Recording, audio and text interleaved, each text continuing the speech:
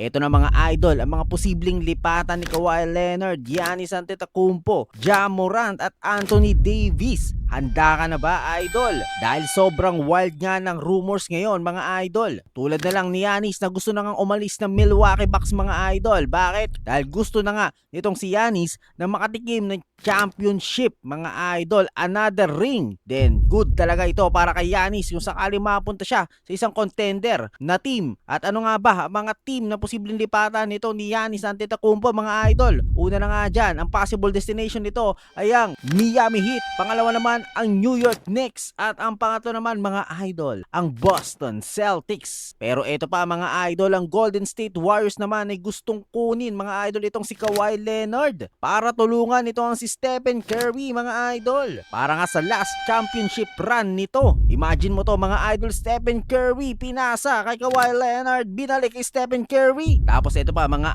idol, si Ja Morant. May mga analyst nga, mga idol, na nagsasabi bumaba na raw ang value niya dahil sa injuries at issues. Pero meron ding naniniwala na kapag napunta siya sa tamang team ay babalik ulit ang pagiging superstar nito, mga idol. At kaya nga dahil dyan, mga idol, ay tila wala pang team na interesado rito kay Ja Morant. At ito pa, mga idol, ito namang si Anthony Davis, no? Grabe ang debate, injury concerns daw, kaya wala nang magbibigay ng malaking trade package, no? Para sa kanya ngayon. Ano sa tingin mo, mga idol? Saan dapat mapunta itong si Giannis? At kaya pa bang maging contender ng Warriors kung makuha nila itong si Kawhi Leonard? At sino nga ang makakapalit nito? Syempre, comment mo na yan sa baba at like and share na yan, mga idol. Subscribe mo na rin para sa NBA updates.